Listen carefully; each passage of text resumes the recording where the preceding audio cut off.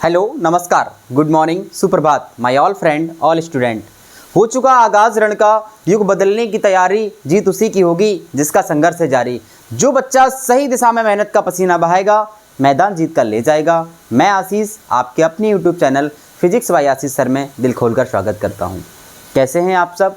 आशा विश्वास पूर्ण उम्मीद है मस्त होंगे, स्वस्थ होंगे, जहाँ पे भी होंगे अपनी पढ़ाई को निरंतर कर रहे होंगे। चलिए, बात की थी कक्षा 10th और 12th दोनों के लिए काफ़ी इंपॉर्टेंट पहला चैप्टर प्रकाश के परावर्तन की संपूर्ण बात की है, कुछ भी छूटा नहीं है। कक्षा 10th के लिए बेसिकली सभी चीज़ों को कवर किया गया उसमें। अब जो अगला टॉपिक आपके सामने है जिसका नाम है प्रकाश का अपवर्तन, रिफ्रैक्शन ऑफ लाइट, जो 10th के लिए पूरा आपका जो मटेरियल है बेसिकली 10th के लिए तो है ही है, और जो 12th के बच्चे हैं उनके लिए भी एक काम का है, ठीक है ना। उनका जो बेसिक स्ट्रक्चर होता है वो यहाँ से मजबूत हो जाता है, ठीक है। बाकी 10th के लिए पूरा इट इज 10th के लिए बनाया गया है, लेकिन 12th के लिए भी ये काफ़ी महत्वपूर्ण हो जाता है अपने आप में। चलिए, बात करते हैं प्रकाश के अपवर्तन की। अगर हम बात करें प्रकाश के परावर्तन की, तो प्रकाश के परावर्तन में हमें ये देखने को मिला था कि हमने प्रकाश की कोई किरण जो कहीं से आ रही होती है, किसी पृष्ठ पर गिरती है, चिकने पृष्ठ पर, तो वो लौटकर वापस माध्यम में लौट जाती है। इसको हम लोग प्रकाश का परावर्तन कह रहे थे। प्रकाश के परावर्तन से संबंधित जो घटना है प्रकाश का अपवर्तन, वो बिल्कुल जस्ट अपोजिट है इसकी, ठीक है। अपोजिट होने का ये मतलब है कि प्रकाश की जो किरण आ रही थी वो अब लौटेगी नहीं, बल्कि दूसरे माध्यम में प्रवेश करेगी। बात समझ में आ रही है? जिस तरीके से आपने देखा होगा कि अगर कोई प्रकाश जो होता है वो अगर पानी से कहीं, जैसे वायु से पानी में जा रहा होता है, कांच से वायु में आ रहा होता है, इस तरीके से बहुत सारी चीज़ें हो सकती हैं। तो आप जब भी अपवर्तन की घटना करेंगे, किसकी घटना करेंगे? अपवर्तन की, तो आपके पास वहाँ पर दो माध्यम होंगे हमेशा। कितने माध्यम होंगे? दो। अब वो माध्यम कुछ भी हो सकते हैं, एक एयर, एक कांच हो सकता है, मतलब पहला वायु दूसरा कांच हो सकता है। आपका माध्यम पहला वायु दूसरा जल हो सकता है। आपका माध्यम दूसरा जल पहला वायु हो सकता है। कुछ तरीके से कैसा भी माध्यम हो सकता है। इतनी बात क्लियर है? प्रकाश की किरण को आपको एक माध्यम से दूसरे माध्यम में ले जाना है। तो ये देखा गया प्रयोगों के आधार पर कि जब कोई प्रकाश की किरण एक माध्यम से अगर दूसरे माध्यम में जाती है, तो जो उस मार्ग से वो आ रही थी, जिस दिशा से वो आ रही थी, वो अपनी दिशा को थोड़ा सा हटा देती है, यानी विचलित हो जाती है। जिस तरीके से हम अपने दैनिक जीवन में अगर इसको जोड़ के देखें, तो जो बच्चा एक तरीके से घर में रहता है तो उसका माहौल एक अलग तरीके का होता है। जैसे ही वो किसी मामा फूफा के यहाँ जाता है तो उसका नेचर एक तरीके से थोड़ा सा अलग हो जाता है ना, ऐसा होता है। इसी तरीके से प्रकाश की जो गुण है उसमें देखा गया कि जो प्रकाश की किरण आ रही थी एक माध्यम में वायु में चल रही थी, तो सीधी चल रही थी एकदम, ठीक है ना, जैसी वो चलती थी। अब उसको जैसे ही पानी में हमने डाला, तो पानी में डालने के बाद देख रहा ऐसी आ रही थी जो प्रकाश किरण वो हट रही है अपनी जगह से। वैसे सीधी जानी चाहिए थी, वो सीधी ना जाके अपने मार्ग से क्या हो रही है, विचलित हो रही है, हट रही है। तो इस घटना को हमने कहा प्रकाश का अपवर्तन। क्या कहा? प्रकाश का अपवर्तन। ध्यान से सुनेंगे, एक बार पूरी डिफाइन लिखेंगे प्रकाश के अपवर्तन की। प्रकाश के अपवर्तन की डिफाइन लिखेंगे। जब कोई प्रकाश की किरण,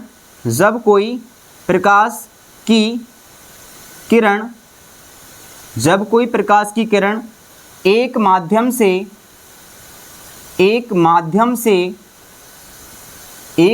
से दूसरे माध्यम में जाती है, एक माध्यम से दूसरे माध्यम में जाती है, तो वह अपने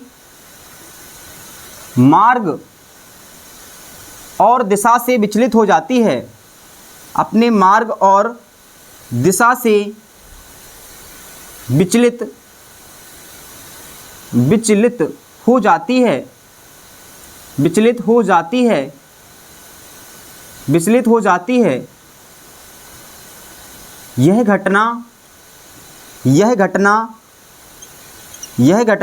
प्रकाश का अपवर्तन कहलाती है। यह घटना प्रकाश का अपवर्तन कहलाती है। यह घटना प्रकाश का अपवर्तन कहलाती है। बहुत ध्यान से समझेंगे, सारी चीज़ों को एकदम क्लियर हो गया आपके साथ। नोट डाउन भी करते जाएंगे। जिन बच्चों के नोट्स नहीं बने हैं अभी तक प्रॉपर, वो अपने नोट्स भी बनाते जाएंगे फटाफट। एज इट इज आपसे पूछी जाएंगी चीज़ें, बिल्कुल मैं ये एक्यूरेट बोर्ड एग्जाम के हिसाब से आपके साथ पढ़ा रहा हूँ आपको चीज़ों को, बिल्कुल आप ध्यान से समझते जाएंगे, आपको कहीं पे भी बोर्ड एग्जाम में दिक्कत नहीं होने वाली है। बात की है प्रकाश के अपवर्तन की। जब कोई प्रकाश की किरण एक माध्यम से दूसरे माध्यम में जाएगी तो वह अपने मार्ग और दिशा से विचलित हो जाती है। इस घटना को प्रकाश का अपवर्तन कहते हैं। बात करते हैं माध्यमों की, तो यहाँ पर हम लोग जो दो माध्यम लेके चलते हैं, एक होता है आपका सघन माध्यम और एक होता है अपना विरल माध्यम। जनरली देखते हैं कि क्या होता है कि जहाँ पे प्रकाश को चलने में, एक जनरली हम ऐसा क्राइटेरिया ले लेते हैं जहाँ पे प्रकाश को चलने में दिक्कत नहीं होती है, मतलब आसानी से चल सकता है, वो माध्यम होगा आपका विरल। कौन सा माध्यम होगा? विरल होगा। और जहाँ पे प्रकाश को चलने में पहले माध्यम की अपेक्षा दूसरे माध्यम में ज़्यादा कठिनाई होती है या डिस्टर्बेंस ज़्यादा होता है, तो उसको हम लोग कहते हैं सघन माध्यम। एक तरीके से ऐसे भी कह सकते हैं कि जो विरल माध्यम होता है वो खुला हुआ माध्यम होता है और जो सघन माध्यम होता है वो गाढ़ा माध्यम होता है। कंपैरिजन करेंगे अगर दो माध्यमों में, तब की बात कर रहे हैं। जैसे वायु और जल की बात करें तो वायु होगा विरल क्योंकि खुला रहता है, पानी के अणु जो होते हैं पास पास रहते हैं, तो वो आपका सघन माध्यम हो जाएगा। अगर बात करें पानी और जल की, पानी और कांच की बात करें, अगर दो माध्यम, एक पानी है और एक कांच है, तो क्या कहानी होगी? पानी आपका होगा विरल माध्यम क्योंकि वहां पे जो कण है वो पास पास है और उससे भी पास पास किसके हैं? आपके कांच के हैं। तो वायु वहां पे पानी जो हो जाएगा वो आपका विरल हो जाएगा और कांच आपका सघन हो जाएगा। ठीक है, इतनी बात क्लियर आ गई। आगे चलते हैं और घटना को समझते हैं डायग्राम के अकॉर्डिंग। बहुत अच्छे से समझेंगे।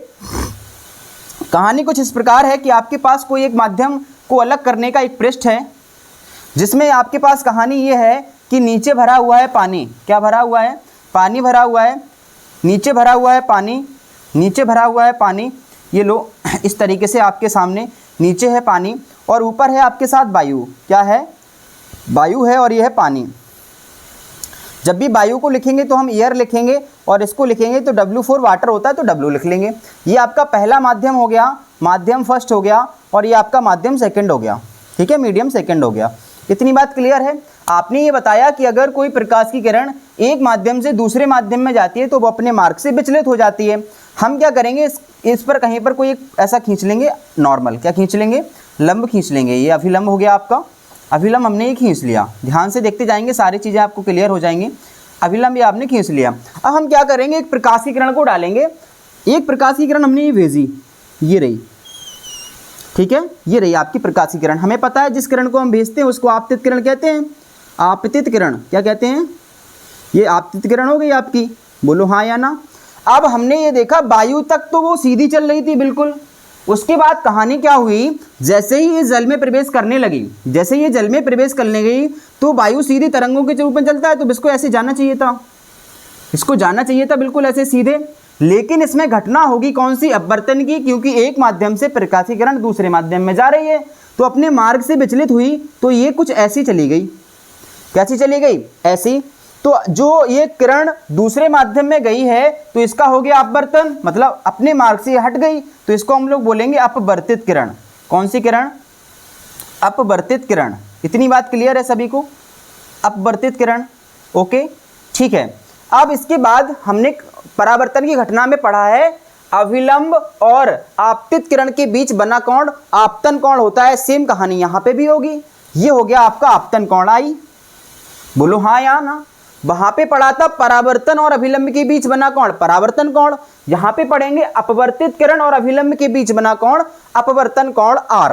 क्या हो जाएगा आपका? अपवर्तन कोण आर। इतनी बातें क्लियर है सभी को? बोलो हाँ या ना। हाँ सर क्लियर है। अब ध्यान से सुनेंगे दूसरी घटना। दूसरी घटना बिल्कुल जस्ट इससे रिलेटेड है, बिल्कुल इसको भी डायग्राम के अकॉर्डिंग समझने का प्रयास करेंगे। क्या कहानी है? कहानी कुछ ऐसी है अब कि अपने पास अब है फिर से माध्यम। ये लीजिए, ये माध्यम का अलग करने का कोई पृष्ठ हो गया। ऊपर भर लिया हमने जल। क्या कर लिया? ऊपर जल भर लिया। ये रहा, ये पहला माध्यम जो है उसमें हमने क्या भर लिया? जल भर लिया। ये पहला माध्यम है उसमें हमने जल भर लिया। दूसरा माध्यम वायु है, ये हो गया वाटर, पानी हो गया। ठीक है, और ये आपका वायु हो गई, मतलब एयर। ठीक है, अब इसमें हमने एक नॉर्मल खींच लिया फिर से। ये अभिलंब हो गया आपका। क्या हो गया? अभिलंब। अभिलंब। ठीक, अब ये देखा गया। अब हमने क्या किया? फिर से प्रकाश की किरण को भेजा, तो ये लो हमने या फिर से प्रकार की किरण को भेजा इस तरीके से। तो जब पहले माध्यम में वो चल रही होगी पानी में तो सीधी चलेगी। अब इसके बाद कहानी यूँ हुई कि इसको जाना चाहिए तब ऐसे सीधे ऐसे, बोलो हाँ या ना। लेकिन इसमें क्या देखा गया कि ऐसी ना जाके कुछ ऐसी मुड़ गई, ऐसी मुड़ गई। तो ये मुड़ गई मतलब ये क्या हो गया, इसका पहले किरण पहले माध्यम से दूसरे माध्यम में आई, अपने मार्ग से हट गई, विचलित हो गई, ऐसी जानी चाहिए विचलित हो गई, तो इसको क्या कहेंगे आप, अपवर्तित किरण। क्या कहेंगे, अपवर्तित किरण। ठीक है, इतनी बात क्लियर है। हाँ, और हमें पता है कि आपतित किरण और अभिलंब के बीच बना कौन, ये कौन सी किरण है आपकी, आपतित, आपतित किरण है। आपतित किरण और अभिलंब के बीच बना हुआ कौन, आपतन कौन होता है आई, और अपवर्तित किरण और अभिलंब के बीच बना हुआ कौन होता है, अपवर्तन कोण आर। डायग्राम सभी लोगों को एकदम क्लियर होंगे और घटना भी एकदम समझ में आ गई होगी। देखेंगे ध्यान से, जब कोई प्रकाश की किरण एक माध्यम पहले माध्यम से दूसरे माध्यम में गई, अपने मार्ग से विचलित हुई, एक माध्यम की किरण पहले माध्यम से दूसरे माध्यम में गई, अपने मार्ग से विचलित हुई, इस घटना को कहेंगे अपन लोग प्रकाश का अपवर्तन। अब कहाँ विचलित हो रही, कैसी हो रही, उसको हम समझते हैं और इससे डिफाइन करते हैं कि कौन सा माध्यम विरल होगा और कौन सा माध्यम सघन होगा। ठीक है, अभी देखते हैं सारी चीज़ों को एक एक करके। बहुत अच्छी अच्छी बातें आपके सामने इसी डायग्राम से निकल के आएंगी और आप जानने का प्रयास करेंगे कौन सा माध्यम सघन होगा, कौन सा विरल होगा। ठीक है, देखेंगे बहुत ध्यान से। डायग्राम फर्स्ट को देखते हैं अगर, तो डायग्राम फर्स्ट से हमें ये समझ में आता है, जब प्रकाश की किरण, बहुत ध्यान से सुनेंगे, जब प्रकाश की किरण वायु से पानी में जा रही यानी विरल माध्यम से सघन माध्यम में जाती है तो वो अभिलंब की ओर झुक जाती है। बोलो हाँ या ना। प्रकाश की किरण जानी चाहिए थी सीधी, अभिलंब की ओर ही तो झुक रही है। तो प्रकाश की किरण अगर विरल से सघन में जाएगी तो अभिलंब की ओर झुकेगी। यहां देखो कहानी क्या है, प्रकाश की किरण सघन माध्यम, पानी सघन है, वायु विरल है, तो सघन माध्यम से विरल माध्यम में जाती है तो अभिलंब से दूर हट जाती है। इतनी बात क्लियर है। जब प्रकाश की किरण विरल माध्यम से सघन माध्यम में जाएगी तो अभिलंब की ओर झुक जाएगी। जब प्रकाश की किरण सघन माध्यम से विरल माध्यम में जाएगी तो अभिलंब से दूर हट जाएगी। इतनी बात क्लियर है, बहुत ध्यान से सुनेंगे आगे। कहानी ये है कि इसमें देखो पहले वाले डायग्राम में यदि आपतन, ये आपतन कोण है और ये अपवर्तन कोण है, यानी आई का मान हमें दिख रहा है ज्यादा है किससे, आर से, तो I is greater than are. यदि I is greater than are हो यानी आपतन कोण का मान अपवर्तन कोण से बड़ा हो तो हम कहेंगे जो फर्स्ट मीडियम होगा वो आपका हमेशा विरल होगा। कौन सा होगा, विरल। और जो सेकंड मीडियम होगा, जो सेकंड माध्यम होगा वो आपका हमेशा सघन होगा, वो आपका हमेशा सघन होगा। तो मतलब आप डायग्राम को देख के बता सकते हो कि अगर पहले वाले माध्यम यानी आई का मान ज़्यादा है और आर का मान कम है तो हम कह सकते हैं पहला माध्यम हमेशा विरल होगा, दूसरा माध्यम हमेशा सघन होगा। इतनी बात क्लियर है। इस वाले डायग्राम से हम कंक्लूजन निकालते हैं, बहुत ध्यान से देखेंगे। ये देखो आर का मान ज़्यादा दिख रहा है, आई का मान कम, यानी आर का मान अगर ज़्यादा है किससे, आई से, तो यहाँ से दो निष्कर्ष निकले। पहला निष्कर्ष ये निकला, इस कंडीशन में फर्स्ट माध्यम जो होगा वो आपका सघन होगा। क्या होगा, सघन होगा। और दूसरा जो माध्यम होगा, सेकंड मीडियम जो होगा वो आपका विरल होगा। बोलो बात क्लियर है। इतनी बातें सभी को समझ में आ गई होंगी, इतनी बातें सभी को एकदम से क्लियर होंगी। बोलो हाँ या ना, यस। ठीक है, तो पहली घटना हो गई अपवर्तन की, दूसरी घटना सघन और विरल माध्यम की हो गई है। इतनी बातें क्लियर हैं। चलते हैं तीसरी बात पर, प्रकाश के अपवर्तन के नियम। यहाँ से क्वेश्चन आने की प्रबल संभावना है, यहाँ से क्वेश्चन आने की प्रबल संभावना आपके साथ होती है। बात करते हैं धीरे धीरे से, चलते हैं किस पर, प्रकाश के अपवर्तन पर। प्रकाश के अपवर्तन के अपने पास जैसे परावर्तन के दो नियम हुआ करते थे, दोनों को रिवाइज करेंगे। पहला नियम होता था प्रकाश के परावर्तन का, आपतित किरण, परावर्तित किरण, अभिलंब तीनों एक ही तल में होते थे। परावर्तन का पहला नियम है। दूसरा नियम था आई का मान हमेशा आर के बराबर होता था, ये दूसरा नियम था। यहाँ पर भी कहानी कुछ पहले नियम की बिल्कुल सेम है, पहले नियम की कहानी बिल्कुल सेम है जैसे परावर्तन की थी, यहाँ पर भी वही सेम कहानी। इस डायग्राम को जल्दी से आप लोग नोट करिए और इसको हम इरेज कर रहे हैं, हटा रहे हैं। ठीक है, हटा रहे हैं। सभी को सब चीज़ें एकदम क्लियर से हो रही होंगी, ऐसा आशा और विश्वास करते हैं। चलिए बात कर रहे हैं प्रकाश के अपवर्तन के नियम की। जहाँ से क्वेश्चन आएगा आपसे कि प्रकाश के परावर्तन के नियम को लिखिए, तो प्रकाश के अपवर्तन के नियम, अपवर्तन के नियम, रूल्स ऑफ रिफ्रैक्शन, अपवर्तन के नियम, अपवर्तन के नियम होते हैं दो। कितने होते हैं? दो नियम होते हैं, रूल नंबर फर्स्ट और रूल नंबर सेकंड। जो रूल नंबर सेकंड हो जाता है वो काफ़ी इंपॉर्टेंट हो जाता है आपके एग्जाम के लिए। जो रूल नंबर सेकंड होता है वो इंपॉर्टेंट हो जाता है। पहला नियम वही है क्या, वो देखो डायग्राम के अकॉर्डिंग, ये आपतित किरण, ये नॉर्मल, ये तो ये देखो आपतित किरण, ये अपवर्तित किरण, अभिलंब, तीनों एक ही तल में एक जगह पे मिल रहे कि नहीं मिल रहे? बोलो। तो यहाँ पे वही नियम है पहला, तो आपतित किरण कॉमा अपवर्तित किरण कॉमा अभिलंब, तीनों एक ही तल में होते हैं, तीनों एक ही तल में होते हैं, एक ही तल में होते हैं। अपवर्तन का पहला नियम है, नोट करेंगे सभी लोग फटाफट। रूल नंबर सेकंड कहता है, ध्यान से सुनेंगे, रूल नंबर सेकंड कहा जाए अपवर्तन का या कहा जाए स्नेल का नियम, लिखो क्या कहा जाए? स्नेल का नियम, स्नेल का नियम, एक ही बात है। रूल नंबर सेकंड अपवर्तन का नियम या स्नेल का नियम एक ही बात है। डायरेक्ट क्वेश्चन पूछा जाएगा आपसे, स्नेल का नियम कैसे कहते हैं, समझाइए। समझाने के लिए बड़ा सिंपल कहानी ये है, आपने sine cos tan cos sec ऐसे आपने फंक्शन पढ़े हैं, तो आपको पढ़ाया गया होगा मैथ में, जिनने नहीं पढ़ा वो ध्यान करेंगे। साइन को कहते थे ज्या, कॉस को कहते थे कोस जा और टेन को कहते थे स्पज जा। तीनों को नाम ध्यान रखेंगे। जो साइन फंक्शन होता है उसको हम लोग कहते हैं ज्या, कॉस फंक्शन होता है उसको बोलते हैं कोस जा और टेन फंक्शन होता है उसको बोलते हैं स्पज जा। ठीक है ना? तो यहाँ देखेंगे ध्यान से, अब स्नेल के नियम की कहानी क्या है। ये कौन सा कोण है, ध्यान से बताएंगे, आपतन कोण। और यहाँ अगर साइन लिख दें तो क्या कहेंगे इसको? आपतन कोण की ज्या। साइन को क्या पढ़ते हैं? साइन को पढ़ते हैं ज्या। क्या पढ़ते हैं? ज्या पढ़ते हैं। तो आपतन कोण है आई, तो आपतन कोण की ज्या हो गई, अपॉन ये क्या है आर, इसके नीचे यहाँ पे भी लिख दिया साइन, तो अपवर्तन कोण की ज्या हो गई। अपॉन में लिखे होते हैं तो इसको क्या कहते हैं हम लोग? इसको कहते हैं आपका अनुपात। और ये हमेशा क्या आता है? एक नियतांक आता है, यानी एन। क्या आता है? एन होता है एक नियतांक, नियतांक। ठीक है, इसे बोलते हैं कौन सा नियम? अपवर्तन का सेकंड लॉ। अपवर्तन का सेकंड लॉ या कहते हैं हम इसको क्या? स्नेल का नियम। फिर से ध्यान से सुनेंगे, आपतन कोण की ज्या, अपवर्तन कोण की ज्या का अनुपात हमेशा एक नियतांक आता है जिसे हम लोग कहते हैं अपवर्तनांक। क्या कहते हैं? अपवर्तनांक।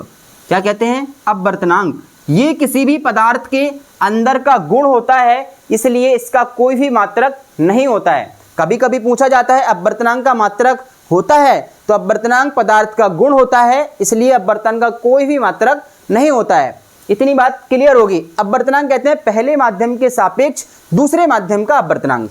ठीक है, इतनी बातें सभी को क्लियर होंगी। आपतन कोण की ज्या, अपवर्तन कोण की ज्या का अनुपात हमेशा एक नियतांक होता है जिसे अपवर्तन का दूसरा नियम कहते हैं या स्नेल का नियम कहते हैं। बोलो हाँ या ना? ठीक है, आगे बात करते हैं निरपेक्ष अपवर्तनांक की। आगे बात करते हैं निरपेक्ष अपवर्तनांक की। ये क्या होता है?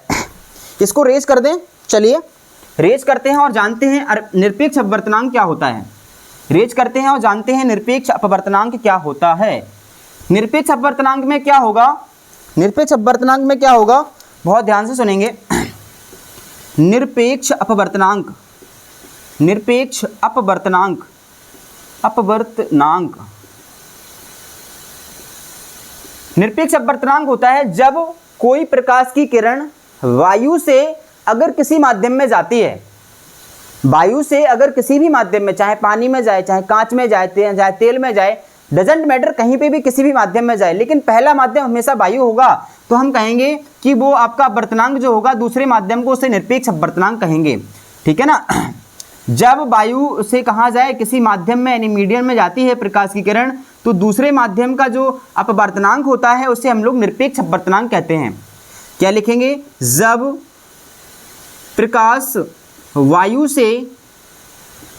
से किसी माध्यम में जाता है, किसी माध्यम में जाता है, तो पहले माध्यम के सापेक्ष दूसरे माध्यम को निरपेक्ष अपवर्तनांक कहते हैं। तो पहले माध्यम के सापेक्ष दूसरे माध्यम को निरपेक्ष अपवर्तनांक कहते हैं, निरपेक्ष अपवर्तनांक कहते हैं। इसे भी n से प्रदर्शित करते हैं, n से प्रदर्शित करते हैं, n से प्रदर्शित करते हैं। बोलो बात क्लियर है? पहले माध्यम से, अगर पहला माध्यम आपका एयर होगा, दूसरा माध्यम कुछ भी हो जाए, प्रकाश अगर वायु से किसी भी माध्यम में जाएगा तो जो अपवर्तनांक होगा उसे हम लोग निरपेक्ष अपवर्तनांक कहेंगे।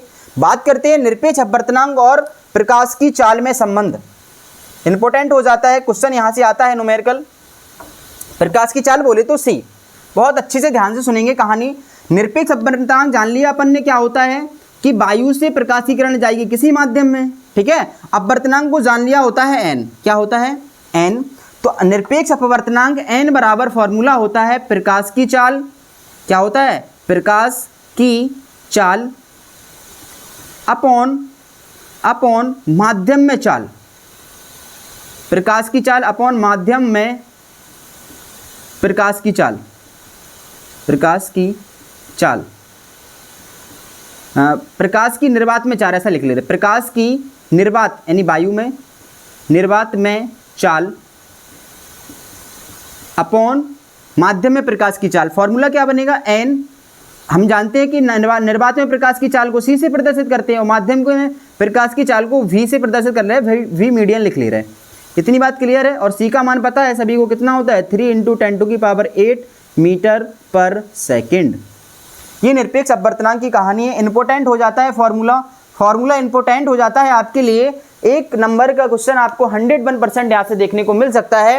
निरपेक्ष अपवर्तनांक की कहानी होती है कि प्रकाश की निर्वात में चाल यानी c और प्रकाश की किसी माध्यम में चाल यानी v के अनुपात को निरपेक्ष अपवर्तनांक कहते हैं या अपवर्तनांक कहते हैं। इसे n से प्रदर्शित करते हैं। बोलो हाँ या ना। ओके, आगे चलते हैं, जानने का प्रयास करते हैं क्रांतिक कोण को। आगे चलते हैं, जानने का प्रयास करते हैं क्रांतिक कोण को। ये भी क्वेश्चन अपने आप में इंपॉर्टेंट हो जाता है। ये तीनों क्वेश्चन अपने आप में इंपॉर्टेंट हो जाते हैं। ये तीनों क्वेश्चन अपने आप में इंपॉर्टेंट हैं, ठीक है ना। चलिए बात करते हैं हम लोग किसकी, क्रांतिक कोण की।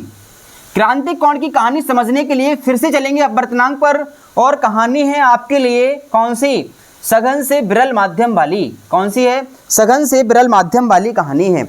अभी हमने बताया था आपको कि कोई प्रकाश की किरण सघन से यदि विरल में जाएगी तो वो हमेशा अभिलंब से दूर हटती है। बोलो हाँ या ना। बस वो कहानी अगर आपको आती है तो आप क्रांतिक कोण पर पहुंच सकते हैं बहुत आसानी से। चलिए बात करते हैं हम लोग क्रांतिक कोण की। तो अपने पास कहानी है, फिर से वही कहानी लिखेंगे कि अपने पास है ऊपर सघन माध्यम। कौन सा माध्यम है, सघन माध्यम, यानी जल ले लिया हमने। सघन माध्यम अपने पास हो गया जल, क्या हो गया जल, और नीचे है वायु, ये हो गया वाटर, ये हो गया एयर, ठीक है ना। ये जल हो गया, जल को क्या कहेंगे आप, सघन कहेंगे। जल को आप सघन कहेंगे और आप वायु को कहेंगे विरल। क्या कहेंगे, विरल। विरल, यहाँ पे हमने कोई एक नॉर्मल खींच दिया, यहाँ पर हमने क्या खींच दिया, नॉर्मल, अभिलंब, ठीक है ना। ये आपका अभिलंब हो गया, अभिलंब। कहानी बहुत ध्यान से सुनेंगे।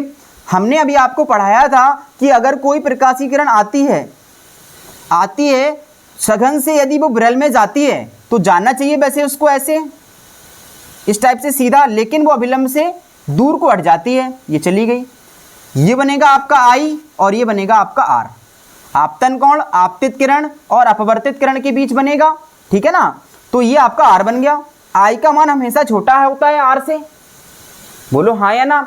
अगर हम ये कहें आपसे कि इस I का मान थोड़ा सा आप बढ़ाओ, क्या करो, अब इस प्रकाशीय किरण का I का मान जो इतना था उसको थोड़ा सा बढ़ाओ, ये लो, तो कहानी क्या होगी, ये वाली किरण और ज़्यादा नहीं मुड़ जाएगी। अब बोलो मुड़ेगी कि नहीं। अगर हम इस किरण को थोड़ा सा और बढ़ाएं, ये लो, यानी आपतन कोण का मान थोड़ा सा और बढ़ा दिया जाए, ये आप I हो गया। तो एक कंडीशन ऐसी आएगी कि जो अपवर्तन कोण होगा वो जस्ट यहाँ नहीं पहुँच जाएगा और मुड़ेगी अब किरण, तो मुड़ेगी, ये चली जाएगी अपवर्तन हो। तो जो R का मान होगा वो यहाँ पे कितना हो गया, ध्यान से देखो जरा। R का मान यहाँ 90 नहीं हो गया कि नहीं हो गया। बस आपको क्रांतिक कोण पता चल गया। तो आपको क्रांतिक कोण पता चल गया, यानी जो ये आपतित किरण आ रही है जिस आपतन कोण से, ये I जो है वो क्या बन जाएगा आपका, C बन जाएगा। क्या बन जाएगा, C बोले तो क्रांतिक कोण। क्या बन जाएगा, क्रांतिक कोण। क्रांतिक कोण कैसा मतलब है, बहुत ध्यान से सुनेंगे, बहुत ध्यान से सुनेंगे क्रांतिक कोण की कहानी। क्रांतिक कोण को डिफाइन करेंगे। क्रांतिक कोण क्या होता है, ध्यान से सुनेंगे। सघन माध्यम में बना वह आपतन कोण, सघन माध्यम में बना वह आपतन कोण आई, जिसके लिए अपवर्तन कोण का मान 90 डिग्री या समकोण होता है। 90 डिग्री या समकोण होता है, क्रांतिक कोण कहलाता है।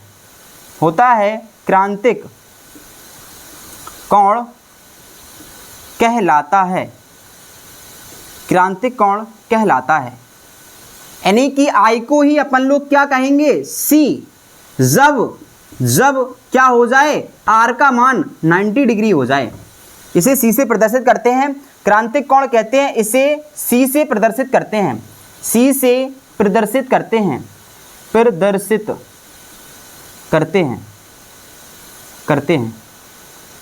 सी से प्रदर्शित करते हैं। इतनी बात क्लियर होगी सभी को, बहुत ध्यान से अगर समझेंगे तो सारी बातें आपको एकदम से क्लियर हो जाएंगी। जब प्रकाश की किरण आपतित हो रही थी तो अभिलंब से दूर हट रही थी, आपतित कोण का मान बढ़ाया तो जो अपवर्तन कोण था उसका मान भी बढ़ा। एक कंडीशन ऐसी आएगी कि आर का मान 90 डिग्री हो जाएगा, तो उस कंडीशन में जो आई होगा उसे हम लोग कहेंगे क्रांतिक कोण सी। बोलो बात समझ में आई क्या? बात करते हैं क्रांतिक कोण बनने के लिए क्या क्या प्रोबेबिलिटी होती है, क्या क्या आपकी कंडीशन लागू होती है, वो पूछा जाता है। क्रांतिक कोण को नोट कर लिया। चलिए इंपॉर्टेंट बात आती है आपके सामने, वो आती है क्रांतिक कोण बनने की शर्तें। क्रांतिक कोण बनने की शर्तें क्या? क्रांतिक कोण बनने की शर्तें पूछा जाता है। क्रांतिक कोण बनने की क्या क्या शर्तें होती हैं? पहली कहानी क्रांतिक कोण बनने की शर्तें मतलब ऐसा तो है नहीं कि जब चाहे जहाँ पे आपने किरण भेज दी, अपवर्तन की घटना करा दी तो आपका क्रांतिक कोण तैयार हो गया। ध्यान से सुनेंगे, क्रांतिक कोण पहले तो अपवर्तन की घटना में बनेगा, परावर्तन की घटना में क्रांतिक कोण नहीं बनता है। दूसरी बात, प्रकाश की किरण को हमेशा सघन से विरल में भेजेंगे तभी क्रांतिक कोण बनेगा, अन्यथा नहीं बनेगा। अगर आपने विरल से सघन में भेज रहे प्रकाश की किरण तो क्रांतिक कोण नहीं बनेगा। पहली बात नोट करेंगे, इंपॉर्टेंट भी हो जाती है आपके लिए। पहली कहानी यह है कि प्रकाश की जो किरण है, प्रकाश की किरण सघन से विरल में जानी चाहिए, सघन से विरल में जानी चाहिए। पहली कहानी, ठीक है। दूसरी कहानी यह है कि सघन से विरल में जानी चाहिए और आर का मान कितना होना चाहिए, 90 डिग्री होना चाहिए। आर का मान कितना होना चाहिए आपका, 90 डिग्री होना चाहिए, तभी हम कह पाएंगे कि क्रांतिक कोण बन सकता है, अन्यथा नहीं बनेगा क्रांतिक कोण। बोलो हाँ या ना, ठीक है। इतनी बात क्लियर है। चलिए बात करते हैं अपवर्तनांक और क्रांतिक कोण में संबंध की। अपवर्तनांक और क्रांतिक कोण की संबंध की। अपवर्तनांक यानी कि n और क्रांतिक कोण c में संबंध की बात करते हैं। तो हमने क्या सीखा अभी? हमने ये सीखा है कि निरपेक्ष जो अपवर्तनांक होता है n बराबर, वो अगर क्या कहानी है फिर से ध्यान से देखेंगे जरा। ये पहला माध्यम आपका क्या हो गया, सघन हो गया, ये आपका विरल हो गया, प्रकाश की किरण यहाँ से गई यहाँ लौट गई। एक कंडीशन ऐसी आई कि ये r पे पहुँच गया, ये r कितना बन गया 90, तो यहाँ जो i होगा इसी को आप क्या कह देंगे, c कह देंगे, ठीक है ना। तो आप देखेंगे हमने स्नेल का नियम लगाया इसी वाले डायग्राम में। क्या किया, इसी वाले डायग्राम में यदि क्या कहें हम कि आपने जो पहला माध्यम लिया है, पहले माध्यम को हम लोग क्या कह रहे हैं, पहला माध्यम वायु को हम लोग विरल ले रहे हैं और ये सघन ले रहे हैं, ठीक है ना। पहले माध्यम को जो विरल है उसको 1 से डिनोट कर रहे हैं और जो सघन है उसको 2 से प्रदर्शित कर रहे हैं। तो क्या कहानी होगी, अगर हम लिखें निरपेक्ष अपवर्तनांक तो वायु के सापेक्ष माध्यम का अपवर्तनांक लिखना होगा कि नहीं। अगर हम लिखें दूसरे माध्यम के सापेक्ष पहले माध्यम का अपवर्तनांक, तो दूसरे माध्यम के सापेक्ष पहले माध्यम का अपवर्तनांक ऐसे लिखा जाएगा, बराबर अपवर्तनांक n बराबर क्या होता है, आपतन कोण की ज्या मतलब साइन i बटे अपवर्तन कोण की ज्या मतलब साइन r। बोलो हाँ या ना। क्रांतिक कोण की कहानी लगाएंगे तो i का मान c के बराबर हो जाएगा, कब, जब r का मान 90 होगा। बोलो हाँ या ना। ठीक है सर। अब अगर इसमें देखेंगे तो 2n1 इज इक्वल टू क्या हो जाएगा, साइन की जगह ले लेगा c और साइन की r की जगह ले लेगा 90। हमें पता है कि साइन 90 की वैल्यू कितनी होती है, साइन 90 की वैल्यू 1 होती है। बोलो हाँ या ना। तो 2n1 is equal to sine c नहीं आ जाएगा। बोलो आएगा या नहीं आएगा। अगर हम ऐसा कहें कि दूसरे माध्यम के सापेक्ष पहले माध्यम के अपवर्तनांक को ऐसा भी तो लिख सकते हैं, 1/2 पहले माध्यम के सापेक्ष दूसरे माध्यम का अपवर्तनांक। बोलो हाँ या ना। तो इसको हम लिख ले रहे हैं क्या 1n2 is equal to 1/sin c, 1/sin c। उल्टा कर दिया दोनों को, ये आ गया आपका अपवर्तनांक और किसमें संबंध, ये आ गया आपका अपवर्तनांक और साइन c यानी क्रांतिक कोण में संबंध। बहुत ध्यान से 2 बातें और बहुत काम की सुनेंगे। काम की सुनने की कहानी यह है कि अगर कहानी ऐसी है कि प्रकाश की किरण विरल से अगर सघन में जा रही है वो तो ठीक है, लेकिन प्रकाश की किरण अगर वाटर से पानी में यानी वाटर से जा रही है आपकी ग्लास में, कहाँ जा रही है, ग्लास में, तो वाटर मतलब W4 होगा, वाटर मतलब पानी, W4 वाटर होगा, G4 ग्लास होगा मतलब कांच होगा, कांच होगा, D4 डायमंड लिख सकते हैं, डायमंड मतलब हीरा हो सकता है, ठीक है ना, और A4 एयर, एयर मतलब हवा, ठीक है ना, हवा या वायु एक ही बात है। ठीक है, आप ध्यान से सुनेंगे, यहाँ पे जहाँ से क्वेश्चन बनता है आपके लिए इंपॉर्टेंट बात है, यहाँ सुनेंगे। W से प्रकाश की किरण जा रही है कांच में, तो वाटर के सापेक्ष पानी के सापेक्ष अपवर्तनांक लिखना होगा, तो इसको ऐसे लिखेंगे। पढ़ेंगे क्या, पानी के सापेक्ष कांच का अपवर्तनांक। क्या पढ़ेंगे, पानी के सापेक्ष कांच का अपवर्तनांक। इसको लिखने का तरीका ये है, निरपेक्ष अपवर्तनांक लिखते हैं दोनों के। तो निरपेक्ष अपवर्तनांक इतना नोट कर लो, इसको हटा रहे हैं। निरपेक्ष अपवर्तनांक का क्या मतलब है, निरपेक्ष अपवर्तनांक का मतलब है जो पीछे लिखा है कांच, इसको लिखना है वायु के सापेक्ष कांच का अपवर्तनांक बटे, अब ये जो आपका वाटर लिखा है इसको भी लिखना है निरपेक्ष अपवर्तनांक NW। ये फॉर्मूला बहुत ध्यान से नोट करेंगे सभी लोग, यहाँ से क्वेश्चन बनने की प्रबल संभावना हमेशा रहती है, तो ये इंपॉर्टेंट हो जाता है आपके लिए। अगर सर उल्टा होता, कहानी ऐसी होती, गिलास के सापेक्ष पानी का अपवर्तनांक लिखना होता, तो फॉर्मूला जस्ट उल्टा हो जाता, जो W वाला पोर्शन है वो ऊपर आ जाता यानी ANW लिखते हैं इसको, और जो G वाला पोर्शन है उसे नीचे पहुंचा देते यानी ANG लिखते हैं इसको। इतनी बात क्लियर है, बोलो हाँ या ना।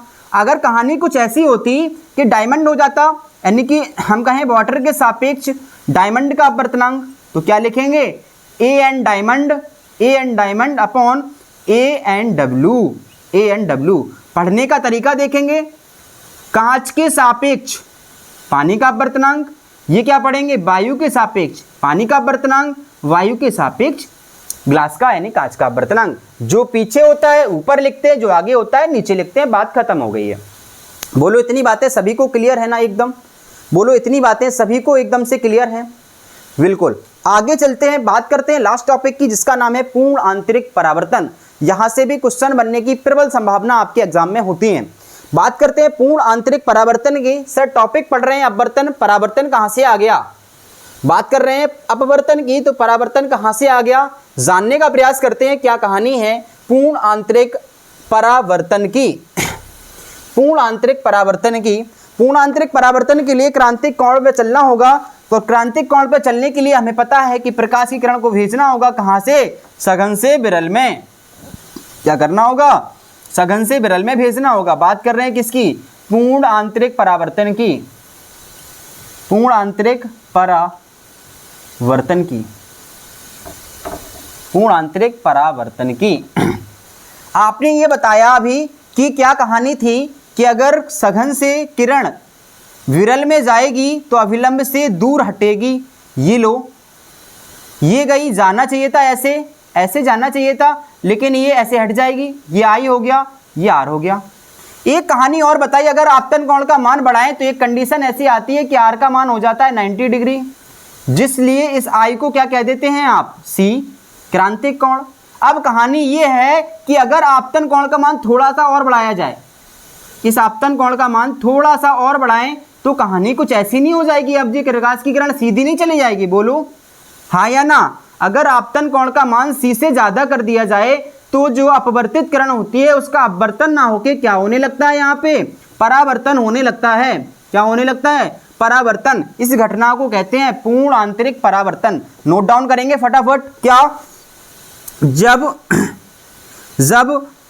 आपतन कोण का मान, जब आपतन कोण का मान किससे बड़ा कर दें हम, सी से। जब आपतन कोण का मान क्रांतिक कोण से बड़ा कर दिया जाए, जब आपतन कोण का मान क्रांतिक कोण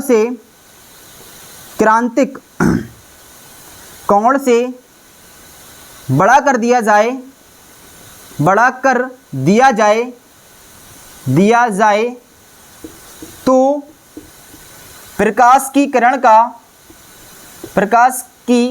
किरण अपवर्तित ना होकर पूर्ण रूप से परावर्तित हो जाती है, पूर्ण रूप से परावर्तित हो जाती है। यह घटना पूर्ण आंतरिक परावर्तन कहलाती है। यह घटना पूर्ण आंतरिक परावर्तन, यह घटना पूर्ण आंतरिक परावर्तन कहलाती है। यह घटना पूर्ण आंतरिक परावर्तन कहलाती है। बात समझ में आ गई। इसकी शर्तें भी वो आपसे पूछते हैं, परावर्तन पूर्ण आंतरिक परावर्तन की क्या शर्तें होती हैं। तो पूर्ण आंतरिक परावर्तन की शर्तों के लिए पहली शर्त ये होती है, पूर्ण आंतरिक परावर्तन की शर्तें लिखेंगे फटाफट से। शर्त नंबर फर्स्ट ये है कि हमेशा किरण जो है वो सघन से विरल में जानी चाहिए। सघन से किरण कहाँ जानी चाहिए, विरल में। सघन से किरण विरल में जानी चाहिए, विरल में जानी चाहिए। पहली शर्त ये होती है। दूसरी शर्त इसकी ये होती है कि जो आई का मान है वो बड़ा होना चाहिए सी से, तभी आपकी घटना हो सकती है पूर्ण आंतरिक परावर्तन की। यानी कि आपतन कोण का मान जो है वो क्रांतिक कोण से बड़ा होगा, तभी घटना देखने को मिलेगी पूर्ण आंतरिक परावर्तन की। इतनी बातें बिल्कुल एक तरीके से सभी को क्लियर होंगी। वीडियो को देखिए, आप समझिए, यहाँ से क्वेश्चन बनने की बहुत ज़्यादा संभावनाएं होती हैं। अच्छा टॉपिक है, इंटरेस्टिंग टॉपिक है, समझाने का पूरा प्रयास आपको किया गया है। आई थिंक वीडियो अच्छा लगा होगा और हेल्पफुल भी लगा होगा, तो चैनल को सब्सक्राइब कीजिए और अपने दोस्तों के साथ इसे शेयर कीजिए। चैनल सब्सक्राइब कीजिए, बेल आइकन का बटन दबाइए। अच्छा लगता है जब आप लोग शेयर करते हैं, मेहनत करने का मन करता है, तो प्लीज़ शेयर कीजिए और पढ़िए। पेपर नज़दीक हैं, बहुत कंटिन्यूटी के साथ पढ़ना है। डेली आपके साथ वीडियो बना रहे हैं, बनाते रहेंगे। बस आप लोगों का सपोर्ट की ज़रूरत है, सपोर्ट बनाए रखिए। इस तरीके के वीडियो और अच्छे ढंग से आपको फिजिक्स पढ़ाने की कोशिश करेंगे, एक इंटरेस्टिंग तरीके से बनाने का प्रयास करेंगे। हमेशा इसी तरीके से नए नए वीडियो आपके सामने आते रहेंगे। सीक्वेंस वाइज फिजिक्स को ख़त्म करेंगे, केमिस्ट्री ख़त्म करेंगे। जल्द ही आपके साथ पूरे सारे लेक्चर आपके सामने होंगे। पेपर आते आते आप पूरे फिजिक्स उंगलियों पर नाच रही होगी आपके। अगर रेगुलर बेस से आप वीडियो देखते हैं, डेली आपको 6 बजे सुबह वीडियो आपको मिलेगा। 6 बजे आपको वीडियो मिल जाएगा। आप डेली देखिए, 30 से 40 मिनट का वीडियो रहता है। आप आसानी से देखिए, आपकी फिजिक्स और केमिस्ट्री में कहीं पर भी कोई दिक्कत नहीं आएगी। जब तक के लिए पढ़ते रहिए। छोटे बच्चों का सम्मान कीजिए, छोटे बच्चों से प्यार कीजिए, बड़े लोगों का सम्मान कीजिए और अपना चेहरा, अपना व्यक्तित्व इस तरीके से डेवलप कीजिए। अपने अंदर के गुणों को ऐसे डेवलप कीजिए कि लोग आपके साथ रहना पसंद करें, लोग आपके साथ समय गुजारना पसंद करें, ताकि लोग आपको देखें तो आपके लोग देखने से आपको लोगों को मोटिवेशन हो कि नहीं, ये लड़का या लड़की है जो ऐसा अच्छा करती है तो मुझे भी ऐसा करना चाहिए। इस तरीके के अपने अंदर क्वालिटी डेवलप कीजिए। Thank you so much, all the best.